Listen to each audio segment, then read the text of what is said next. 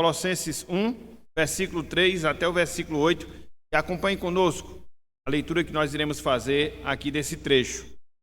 Um momento de gratidão, com o qual Paulo ele abre a sua carta aos irmãos da igreja de Colossos, e dentro desse motivo de gratidão, ele faz menção à operação da palavra do Evangelho, o Evangelho da verdade, na vida daqueles irmãos, como aconteceu também nas nossas vidas. Então diz o seguinte, Colossenses capítulo 1, verso 3 até o versículo 8.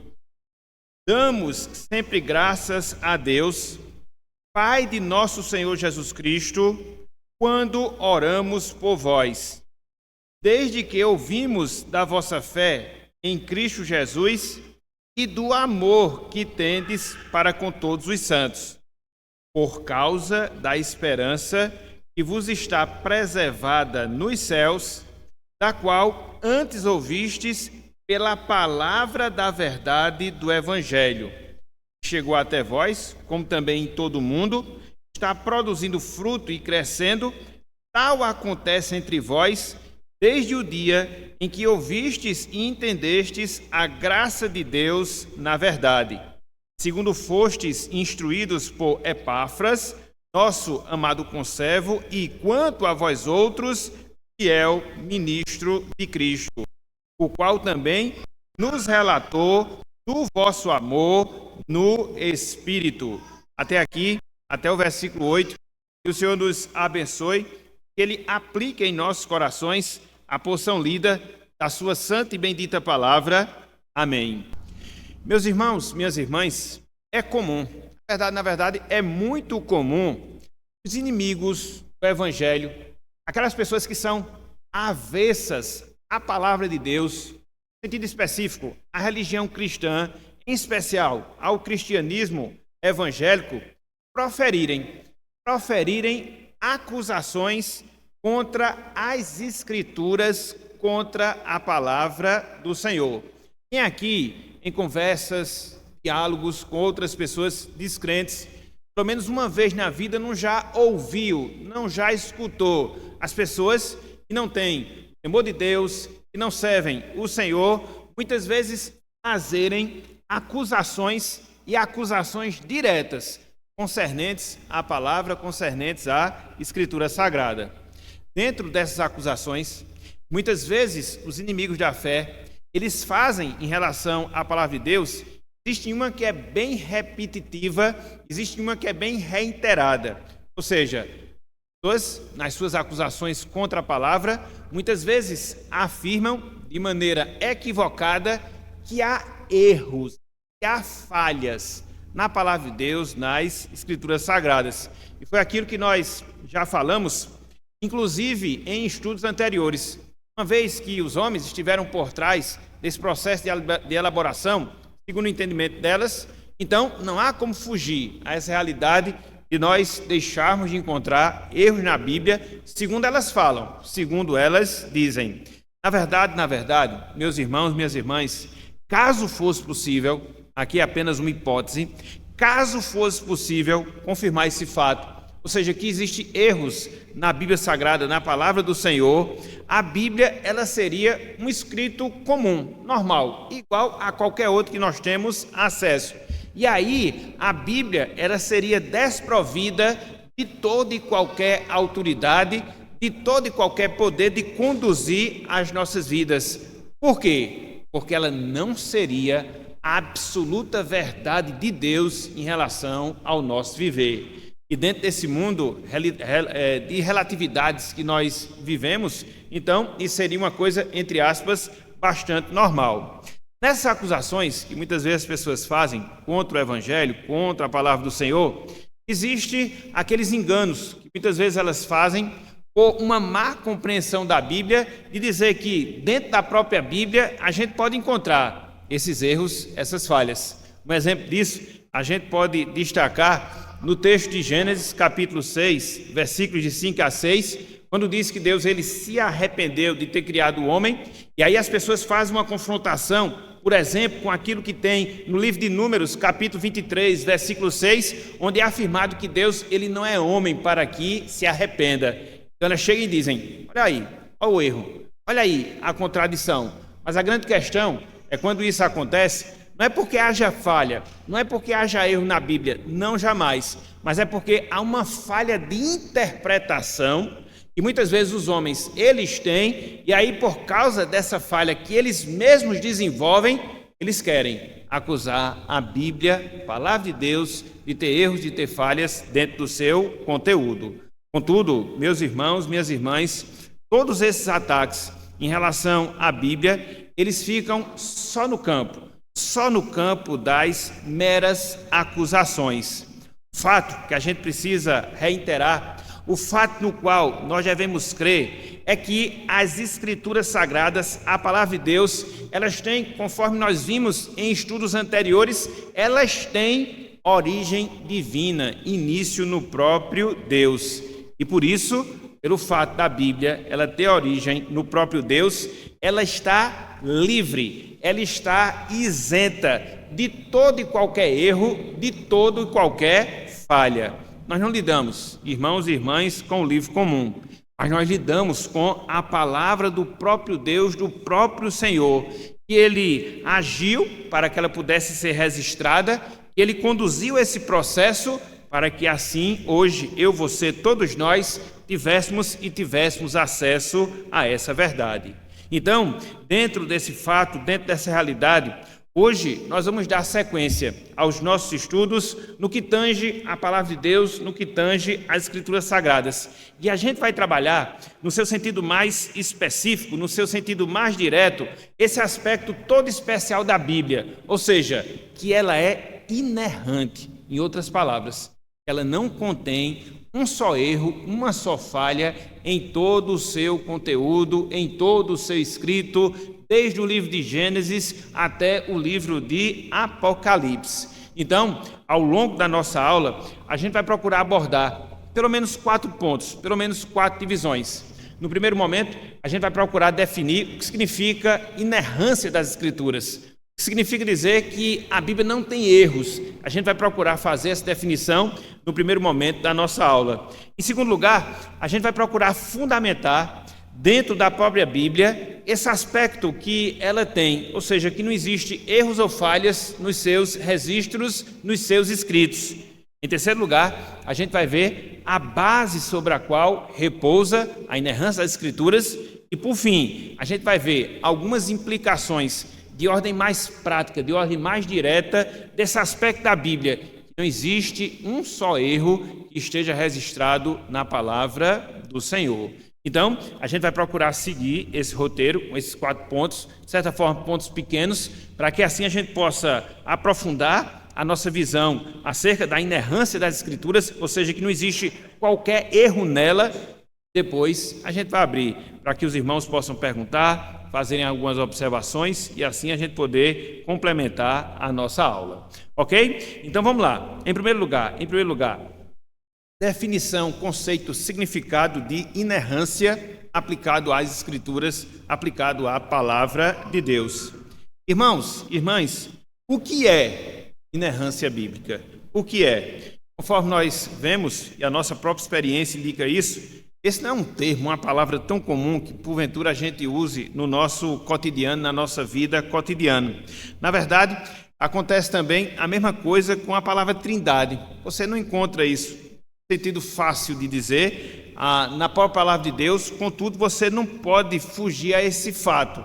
Ou seja, que a Bíblia ela não possui, melhor dizendo, nenhum erro, nenhuma falha. Não existe a expressão na Bíblia inerrância.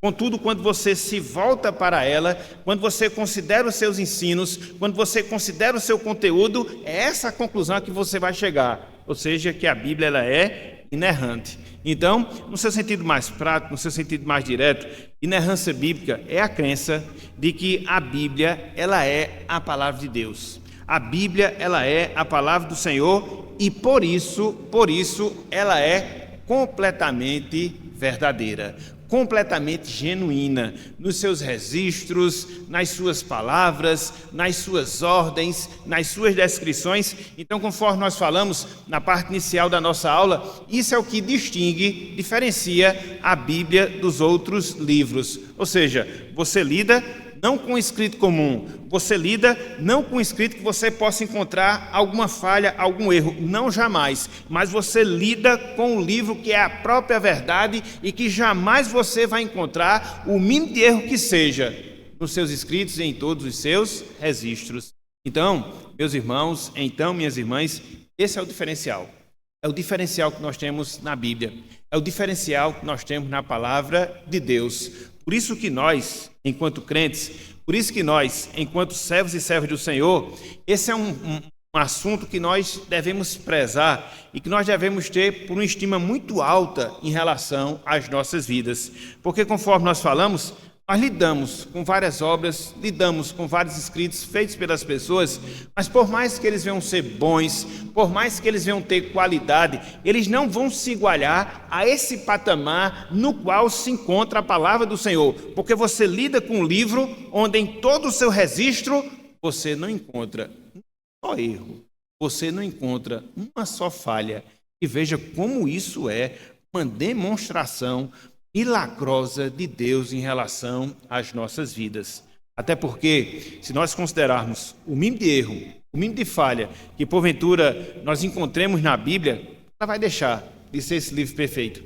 Ela vai deixar de ser o livro de Deus em relação às nossas vidas. Então, como crentes em Cristo Jesus, é essa perspectiva, essa visão que nós devemos ter. A Bíblia, ela é de origem divina. E como consequência desse fato, como consequência dessa realidade, por mais que você procure, por mais que você vasculhe, por mais que você pesquise, você não vai encontrar nela uma só contradição que seja um só erro, uma só falha. Repito, falar isso nos nossos dias é complicado, porque se levantam vários e vários inimigos tentando contestar, muitas vezes atribuindo o fato da Bíblia ser um livro antigo, o fato da Bíblia ser um livro ultrapassado e que hoje ele não é mais tão relevante para as nossas vidas. Não, meus irmãos, não, minhas irmãs, jamais, jamais. Mais ou menos é aquilo que o Senhor Jesus Cristo ele falou, lá em Mateus capítulo 5, versículo 17 e também o versículo de número 18. Vai passar terra, vai passar céu, porém a palavra de Deus ela vai permanecer. E a palavra de Deus, ela permanece por causa disso. Ela tem origem em Deus. Consequentemente, ela é verdade. Consequentemente, ela não tem falhas. Então, vai passar tudo, menos vai passar aquilo que Deus deixou registrado. E olha que, no caso do Novo Testamento, já se passaram 2000 anos, mais de 2000 anos. Se você pegar o Antigo Testamento, mais de 3000 anos. E ela continua aqui, viva, ela continua aqui, eficaz, ela continua aqui, produzindo os efeitos para os quais Deus, ele a estabeleceu, edificar as nossas almas, salvar os perdidos, conduzir o povo do Senhor. Então, passa tempo, passa tudo, mas a palavra jamais ela vai passar, porque ela é inerrante. Então, quando nós dizemos, ou quando nós dissemos, melhor dizendo, que a palavra de Deus ela é inerrante, nós estamos dizendo justamente isso. Não existe erro, não existe falha nos seus registros. Seja histórico, seja doutrinário, seja no sentido dos seus poemas, enfim, em todo o seu conteúdo. Não existe um só erro. Mas a grande questão que fica é, como é que a gente pode provar isso? Como é que a gente pode, de fato, crer que a Bíblia é inerrante? Será que há subsídios? Será que há textos na própria palavra que confirmem esse fato, que confirmem essa realidade? É o que a gente vai ver, irmãos e irmãs, agora, segundo ponto do nosso estudo hoje pela manhã, ou seja, a fundamentação bíblica da inerrância das Escrituras. Nós vamos olhar para a própria palavra, nós vamos considerar alguns textos das Escrituras Sagradas que apontam para essa característica toda especial, a Bíblia ser o livro verdadeiro e perfeito de Deus. Então, se a gente for fazer uma pesquisada, se a gente for dar uma vasculhada, melhor dizendo, na própria Bíblia, a gente vai encontrar em vários textos, em várias passagens, a Bíblia se autoafirmando ser esse livro perfeito, ser esse livro da verdade. Seja pelas palavras do Senhor Jesus Cristo, seja pelo ensinamento apostólico, a grande conclusão a que nós chegamos é justamente essa. E aqui eu queria separar alguns textos para que nós pudéssemos considerá-los e assim também podermos chegar a essa mesma conclusão da inerrância da Bíblia. O primeiro deles, abram aí, por favor, meus irmãos, Evangelho de João, capítulo 10. Evangelho de João, capítulo 10. Aqui nós encontramos palavras do próprio Senhor Jesus Cristo. E ele vai fazer essa afirmação de maneira categórica, de maneira clara para cada um de nós. João, capítulo 10, versículo 35.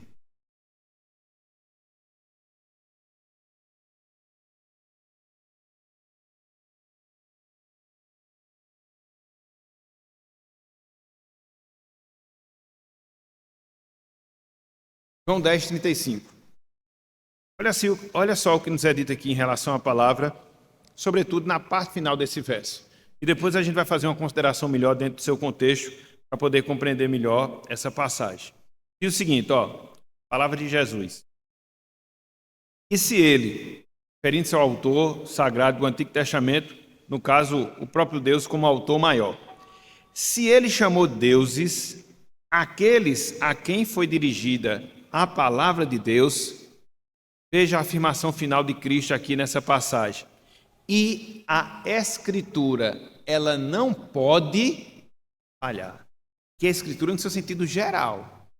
Aqui a Escritura no seu sentido mais completo, mais amplo, de toda a palavra de Deus. Veja, Cristo disse que a Escritura, ela não pode falhar.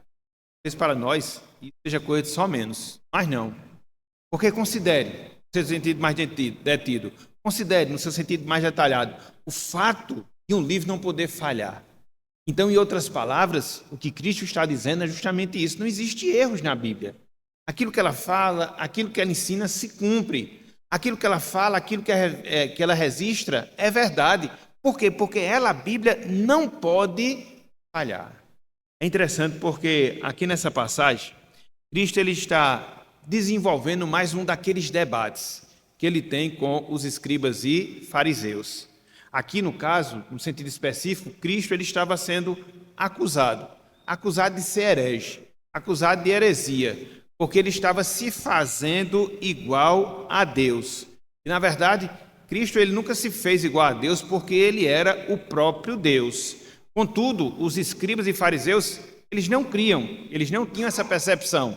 E por causa disso, de maneira reiterada, eles estavam ali sempre a perseguir a pessoa de Jesus Cristo. Então, aqui é mais um desses casos. E aí, dentro desse debate, dentro dessa conversa que Cristo tem com os escribas e fariseus, Cristo ele mostra porque eles, os escribas e fariseus, estavam errados. Ele faz isso como? Ele faz isso fazendo menção ao Antigo Testamento. Olha só, versículo 34.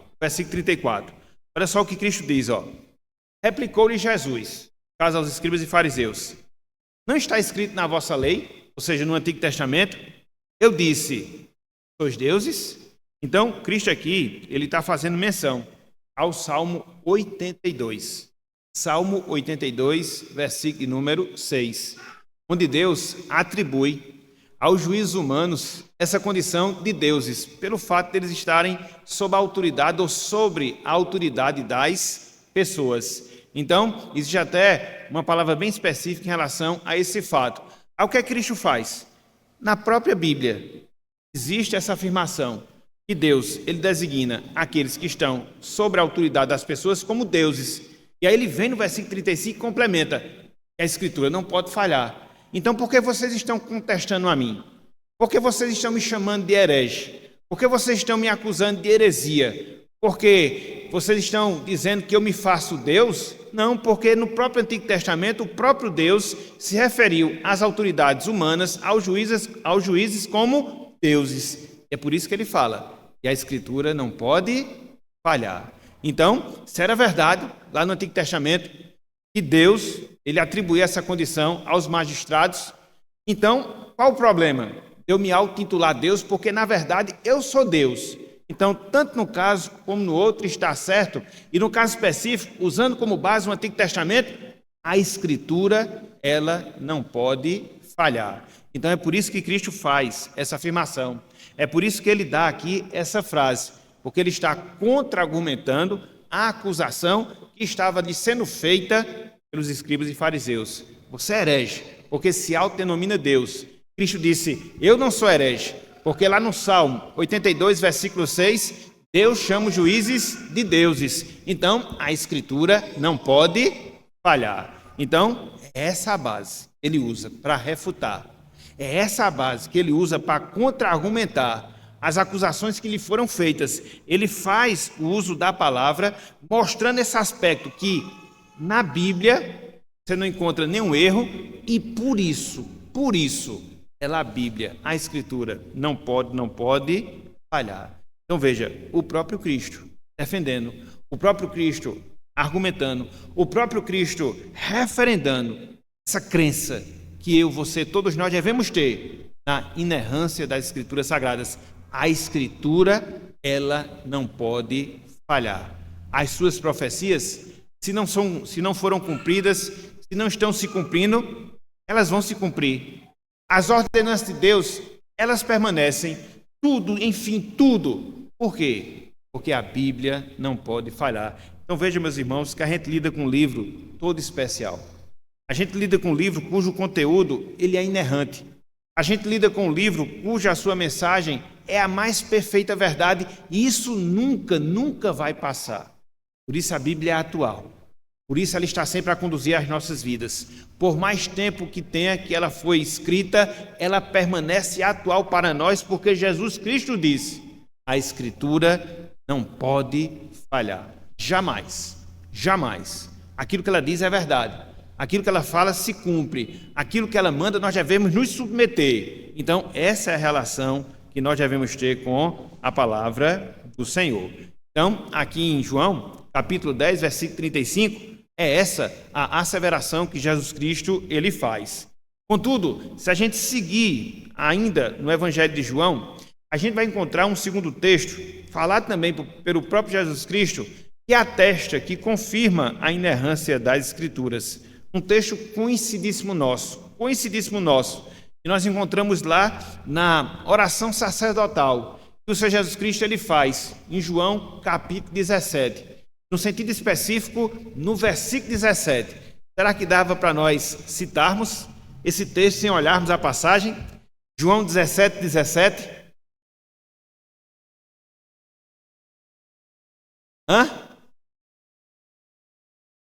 Santifica-os na verdade. Cristo orava a Deus em nosso favor. Por quê? Vendo, meus irmãos, Cristo diz, a palavra de Deus é a verdade. Ela não é uma verdade, somando-se a outras verdades que porventura possam existir. Não! Cristo disse que ela é a verdade. Não existe outra verdade além da verdade da palavra de Deus. É claro que quando você fala isso, principalmente nos dias de hoje, seja ser uma coisa alarmante, chega a ser uma coisa aberrante, vamos assim dizer. Por quê? Você vive num mundo relativista. Cada um tem sua verdade. Ninguém pode chegar assim e dizer, não só existe uma verdade, porque existem várias verdades. Mas não, meus irmãos, mas não. É por isso que, nesse sentido, a gente vai sempre ir na contramão do pensamento comum em relação àquilo que nós encontramos nas pessoas. Cristo diz, ele pede para Deus, para que Deus esteja nos santificando, e nos santificando nessa verdade da sua palavra. Então, uma coisa, ela só pode ser uma verdade absoluta, uma verdade incontestável, uma verdade inalterável, se ela não possui erro. Porque se ela possuir, o mínimo de erro que tenha, o mínimo de falha que possa apresentar, deixa de ser essa verdade. E ela não vai ser a verdade, vai ser apenas mais uma verdade. Então, essa é a diferença para nós. É por isso que nos chamam de ultrapassado. É por isso que nos chamam de radical. Na verdade, não é demérito você ser chamado de radical, porque a palavra radical vem de raiz. Então, quando nós somos cristãos raízes, automaticamente nós iremos ser radicais. E dentro desse aspecto, a gente vai aceitar, a gente vai crer, a gente vai viver por esse livro que é a verdade. Entre ele e as outras verdades que porventura possam existir, ele vai estar acima de qualquer outra. Como isso é difícil, meus irmãos. Por exemplo, como isso é difícil no campo acadêmico. Você chega na universidade, e talvez nem precise você chegar na universidade, você chega na própria escola hoje, no ensino médio, até mesmo no ensino fundamental, você chegar com uma afirmação como essa, isso para as pessoas é um escândalo, para as pessoas no seu sentido geral. Não pode. Nós somos pessoas evoluídas. Não pode, em nosso tempo, chegar e afirmar que só existe uma verdade e que essa verdade está na Bíblia, num livro religioso. Não, jamais. É por isso que nós vamos sempre de encontro a essa maré. Mas, para que nós sejamos fiéis, mais para que nós sejamos bem-sucedidos, mais para que nós nos enquadremos à vontade de Deus, isso é imprescindível, imprescindível. De não só nós crermos, mas também de nós vivermos a Bíblia como a nossa verdade. Não existe o meu pensamento, não existe o meu desejo, não existe o meu achismo, não. Tudo tem que ser analisado sob a ótica das Escrituras e ela deve ser a minha única e exclusiva referência em termos de verdade. Não só naquilo que eu devo crer, mas também naquilo que eu devo fazer. Na medida em que nós agimos dessa forma, como o próprio Cristo orou, essa mesma verdade, ela vai santificando as nossas vidas. Foi por isso que Cristo disse, santifica-os na verdade, e ele complementou, a tua palavra, a palavra de Deus, ela é a verdade. Então veja, Cristo disse, com base no Antigo Testamento, que a Escritura não poderia falhar, e aí não haveria nenhum problema dele se auto-intitular Deus, e aí ele contestou a perseguição dos escribas e fariseus. Um pouco mais adiante, Cristo chega aqui na oração sacerdotal, a sua grande última oração que ele faz, onde ele está intercedendo não só pelos seus discípulos de até então, mas intercedendo também por nós, seus discípulos de hoje, e mostra que a nossa santificação, ela depende de passarmos pelo crivo das Escrituras, sendo ela verdade. Quando você vai para os demais escritos do Novo Testamento, é essa mesma conclusão a que você vai chegar. Eu queria que você abrisse novamente a sua Bíblia, lá em Colossenses capítulo 1. Abra aí, por favor. A gente fez desse texto introdutório, e não foi aleatório não, é porque nós queríamos agora pegar essa deixa. Colossenses 1, versículo 5.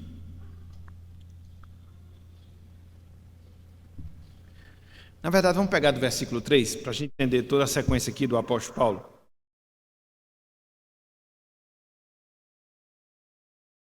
Colossenses 1, a partir do versículo 3. Seguinte, olha só. Damos sempre graça a Deus, Pai de nosso Senhor Jesus Cristo, quando oramos por vós. Então, Paulo aqui está agradecendo aos irmãos, e ele faz essa menção, sobretudo quando orava pelos irmãos, porque fazia sempre em gratidão. Versículo 4. Desde que ouvimos da vossa fé, essa era a razão pela qual Paulo agradecia pelos irmãos da igreja em Colossos. Desde que ouvimos da vossa fé em Cristo Jesus e do amor que tendes para com todos os santos. Então, Paulo agradecia a Deus pelos irmãos da igreja de Colossos, porque eles apresentaram uma fé verdadeira, uma fé salvadora.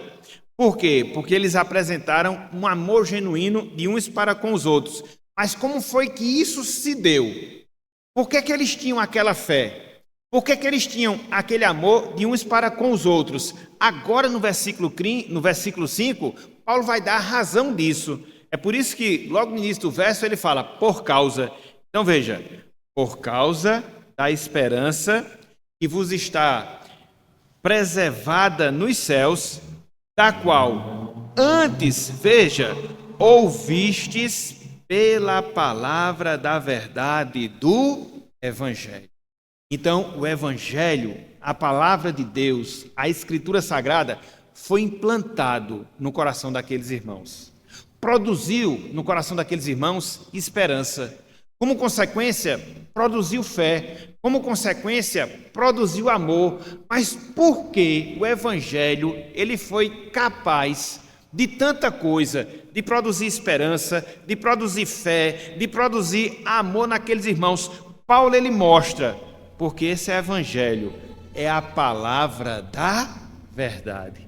Por isso que ele é eficaz nos seus propósitos, por isso que ele é eficaz nos seus efeitos. Então, não foi qualquer evangelho, não foi qualquer boa nova de salvação que Paulo apresentou aos colossenses, não, mas foi a própria verdade de Deus. E pelo fato dessa palavra ser verdade, ela não contém erro, ela não contém falhas, e ela produz isso na vida das pessoas, produz esperança, produz fé, produz amor. Por isso a Bíblia, ela é um livro ímpar. Na verdade, ela é o livro ímpar. E aí Paulo fala, no versículo 6, que aquele evangelho havia chegado, melhor dizendo, os cristãos lá da cidade de Colossos, ou seja, nos Colossenses, mas não só lá, estava se espalhando por todo o mundo. Então, Paulo agradece a Deus justamente por causa disso. Então, quando nós olharmos, meus irmãos, quando nós considerarmos, minhas irmãs, as Escrituras Sagradas, a gente deve partir desse pressuposto.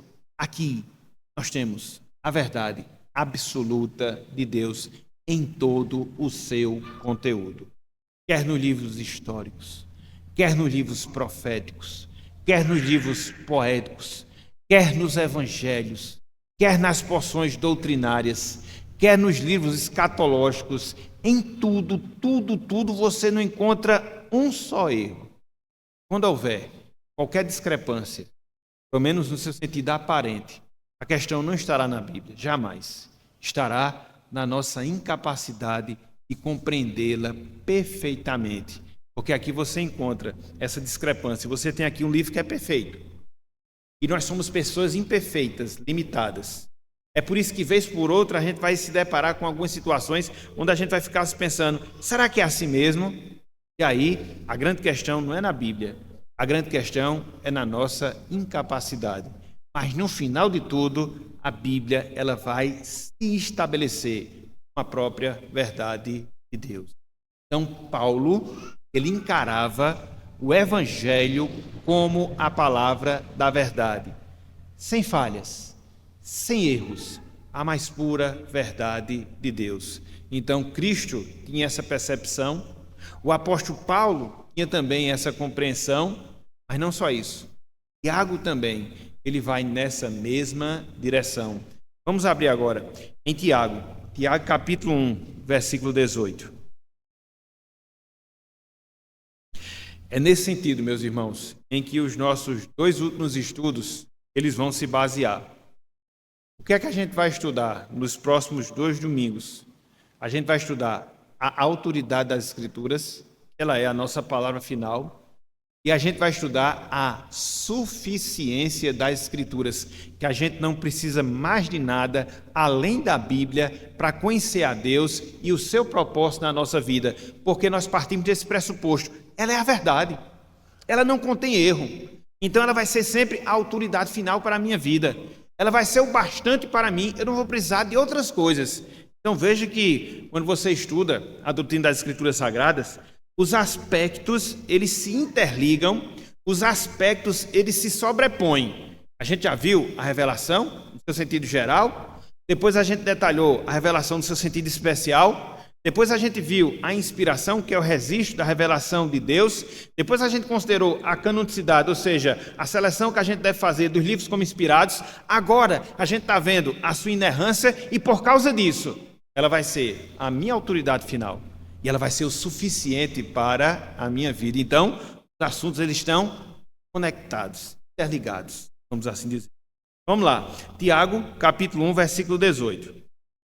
Olha só que coisa interessante. Na verdade, vamos pegar do versículo 16, para a gente poder entender melhor o raciocínio de Tiago aqui nesse trecho.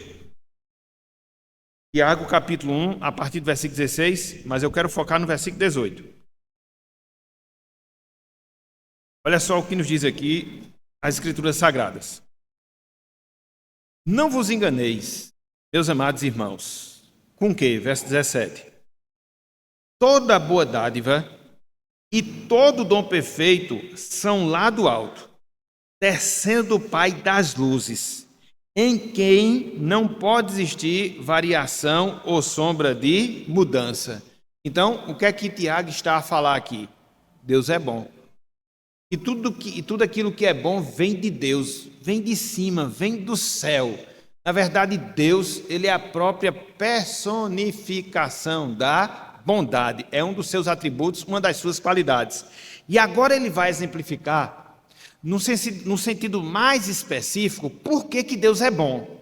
No versículo 17, ele faz uma declaração geral, mostrando que tudo que é bom na nossa vida vem do céu, vem de Deus. E agora ele vai mostrar um exemplo prático, como isso de fato é verdade.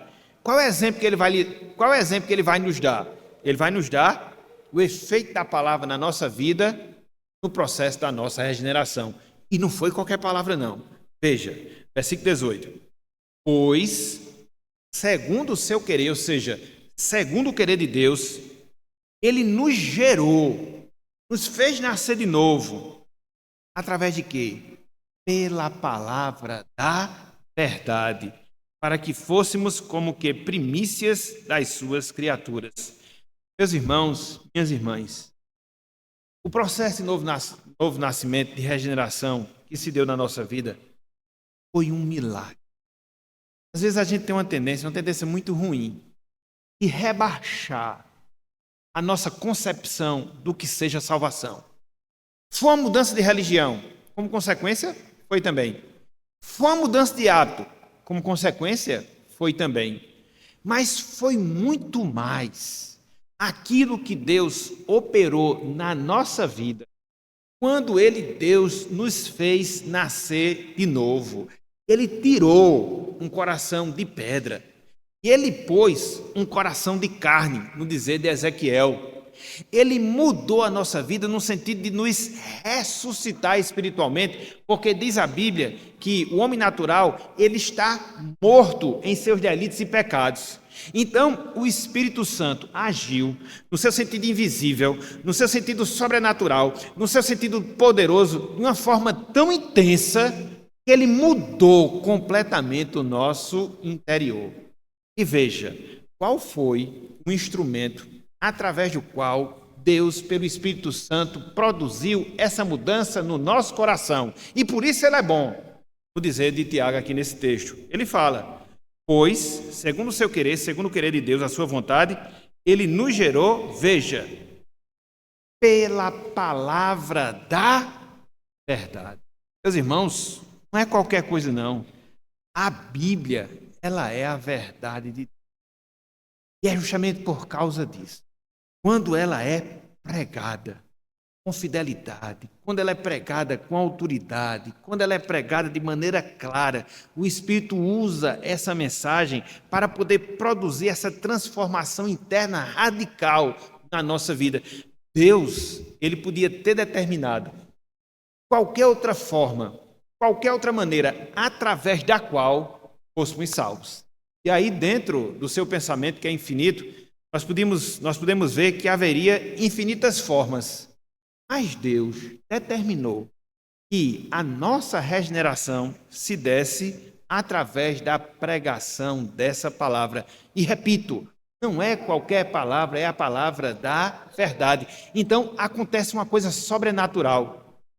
Quando nós estamos a pregar o Evangelho, você tem um auditório com pessoas, você tem um auditório com pessoas não salvas, e aí, na medida em que o pregador está anunciando a palavra, Deus, ele fala particularmente, pessoalmente, intimamente ao pecador e lhe dá entendimento para que ele possa enxergar as Escrituras e reconhecer Jesus Cristo como seu Salvador, e a partir daquele momento há uma mudança brusca na sua vida.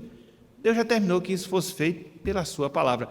E aí, como é que pode um livro conter erros, ter essa capacidade? Um livro conter falhas e ter essa capacidade? Não, meus irmãos, seria contraditório. Seria contraditório. Então, das duas, uma.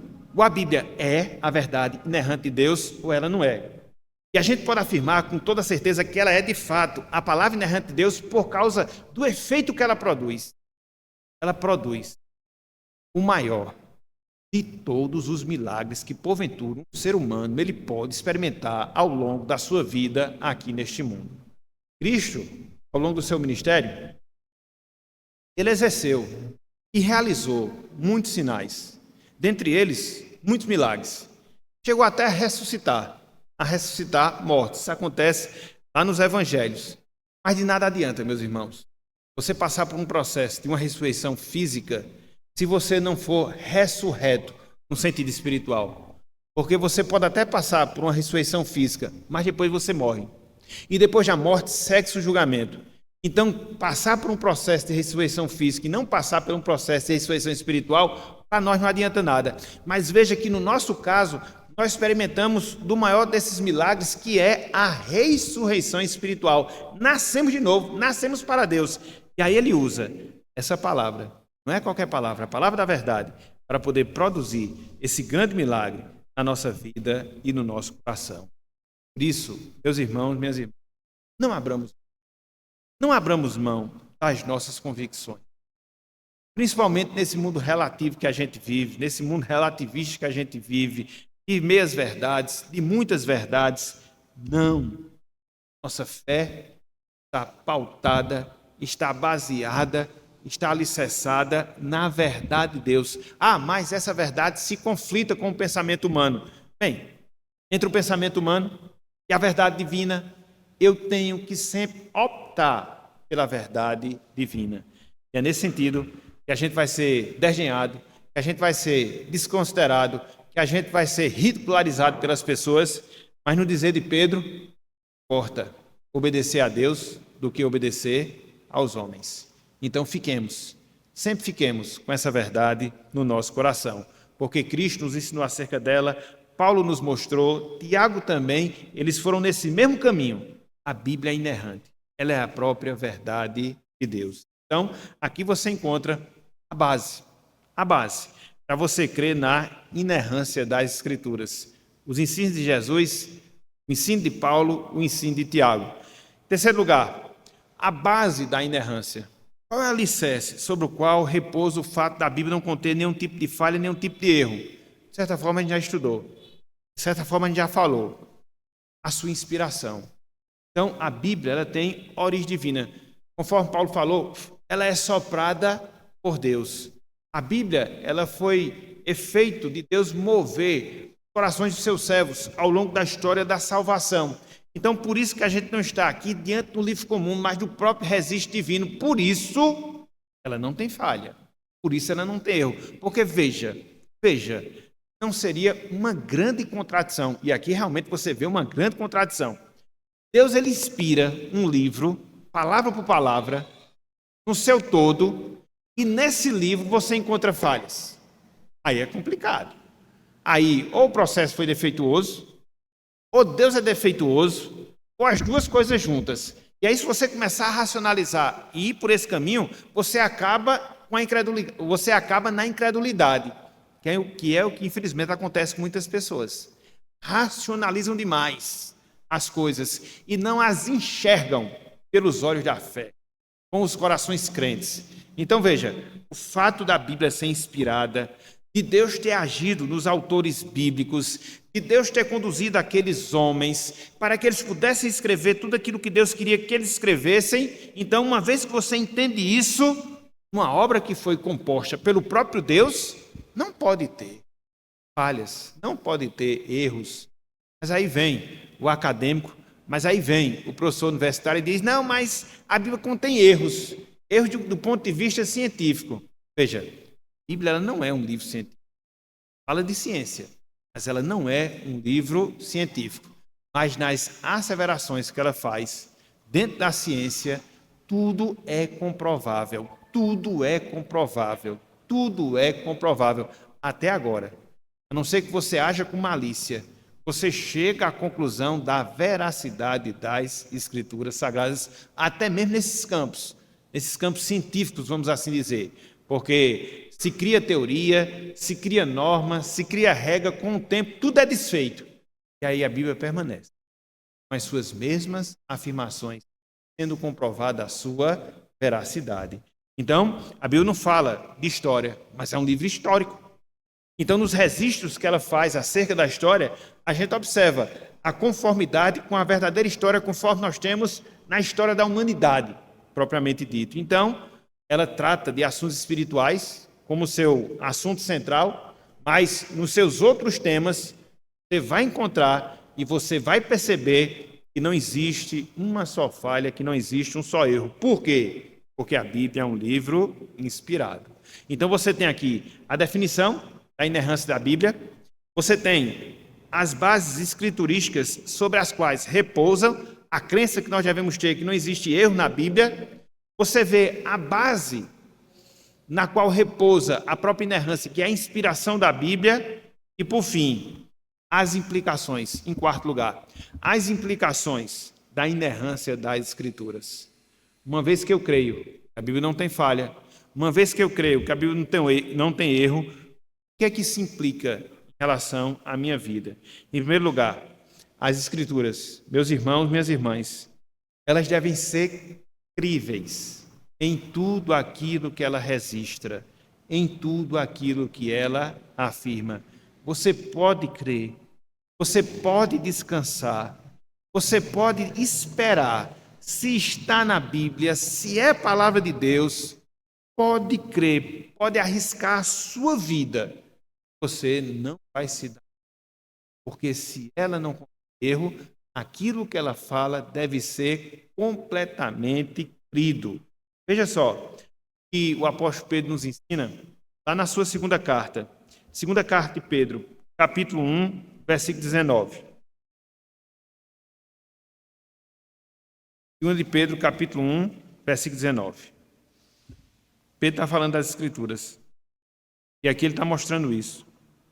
Que nós devemos nos apegar a elas, com a firme fé no nosso coração, não abrindo mão para nada, não abrindo mão para ninguém. Aquilo que ela promete vai se cumprir. Aquilo que ela ordena deve ser obedecido. Aquilo que ela registra deve ser crido. Deve ser crido. Olha só, 2 Pedro, capítulo 1, versículo 19. 2 Pedro, capítulo 1, versículo 19. Olha só. Temos assim, tanto mais confirmada. O quê?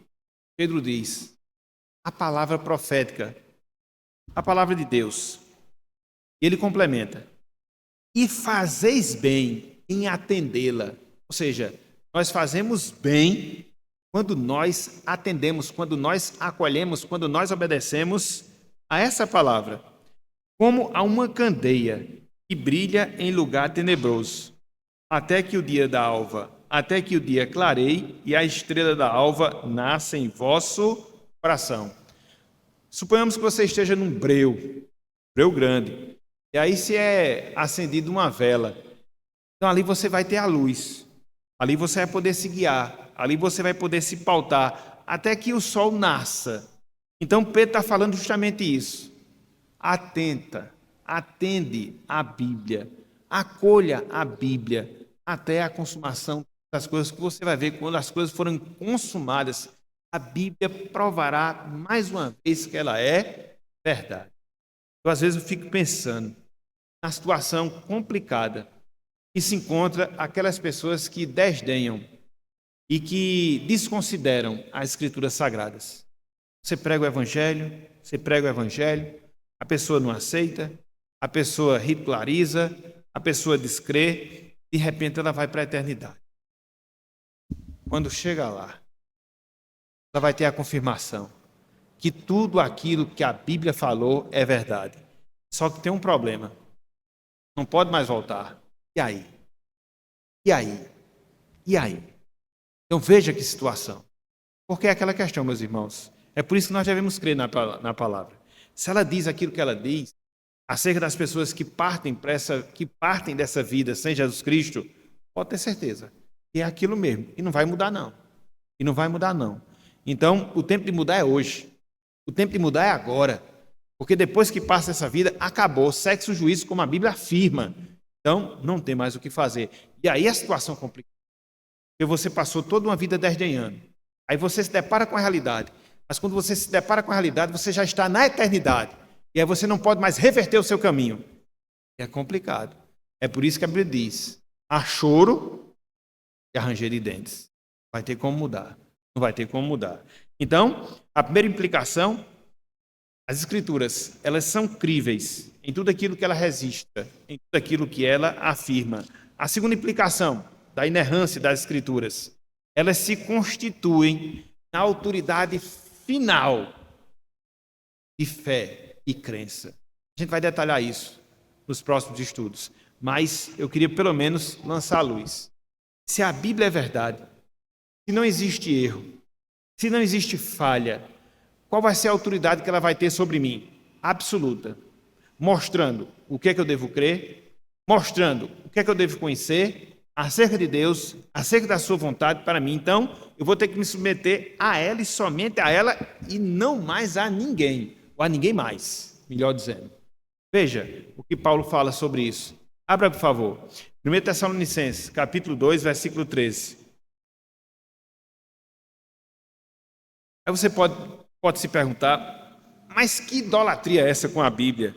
Não, meus irmãos, não é idolatria com a Bíblia. Isso é apego à palavra. E eu digo uma coisa, a gente faz bem em ter esse apego à palavra. Porque em tendo esse apego à palavra, esse respeito, esse temor, a gente vai se livrar de muitas coisas, na verdade, de todas as coisas ruins na nossa vida. Então, a gente tem aqui o nosso referencial. E quanto mais a gente se apega a esse referencial, mais preservado do erro, mais distante do pecado, a gente fica. Como a gente não pode ficar no seu sentido absoluto, porque nós somos pecadores, nos esforcemos ao máximo, porque em fazendo isso, a gente só vai colher os frutos positivos, conforme a gente vê o salmista falar lá no Salmo 1, bem-aventurados, aquelas pessoas que se voltam para a palavra. Olha só, 1 Tessalonicenses 2,13, Paulo diz, outra razão, ainda temos nós para incessantemente dar graças a Deus. Paulo era uma pessoa agradecida. A gente vê todas essas menções que ele faz de gratidão. Ele complementa, a razão disso é que, veja, tendo vós recebido a palavra de que de nós ouvistes, que palavra é? A palavra minha de Paulo? É o ensinamento meu de Paulo? Não. Ele diz, a palavra que é de Deus, porque Paulo era boca de Deus. Acolhestes, no caso dos irmãos de Tessalônica, acolhestes não como palavra de homens, e sim como em verdade é a palavra de Deus, a qual com efeito está operando eficazmente em vós os que... Veja que quando você se submete à palavra, essa própria palavra vai operando no seu coração. Ela vai lhe formatando a imagem de Jesus Cristo. Ela vai lhe encaminhando no caminho da salvação. Ela vai lhe aperfeiçoando no processo de piedade. Então, é esse efeito vinculante que a Bíblia tem em relação à nossa vida, que é contínuo. Mas veja, para que esse efeito ele possa ser produzido na minha vida, eu devo fazer assim como fizeram os irmãos da igreja de Tessalônica, acolher a palavra, não como palavras de homem, mas sim acolher a palavra como de fato é a palavra de Deus. Isso aqui é crença. Isso aqui é crença. Então, a minha relação com a palavra deve ser assim. Se ela é a verdade, a mais pura e absoluta verdade, se nela não há qualquer tipo de erro, então o que é que eu devo fazer? Recebê-la, guardá-la no meu coração, sem questionamento, mas sim abraçá-la e abraçá-la pela fé. Por quê? Elas se constituem na autoridade final de fé e de prática na minha vida, no que eu devo crer e também no que eu devo fazer. Por fim, meus irmãos, minhas irmãs, se eu creio que a Bíblia é inerrante, a Bíblia vai se tornar na arma divina contra falsos profetas, contra os falsos ensinos. E aqui, meus irmãos, a gente não pode deixar de fazer essa observação. Você vive, e hoje principalmente, no mundo, e quando eu falo mundo, no sentido religioso, onde o erro está tão presente que às vezes ele aparece de uma forma até quase que imperceptível, mas quando você tem a verdade da palavra no seu coração e na sua vida, você consegue perceber e distinguir aquilo que é verdadeiro daquilo que é falso. E fica muito mais fácil de você combater os erros, as heresias que graçamente se espalham, no seu sentido mais pleno, na vida das pessoas. E olha só, que Tito fala em relação a isso aí. Abram aí, carta de Tito, capítulo 1, versículo 9. Tito, capítulo 1, versículo 9. Vou terminar já a minha aula. Tito 1, 9.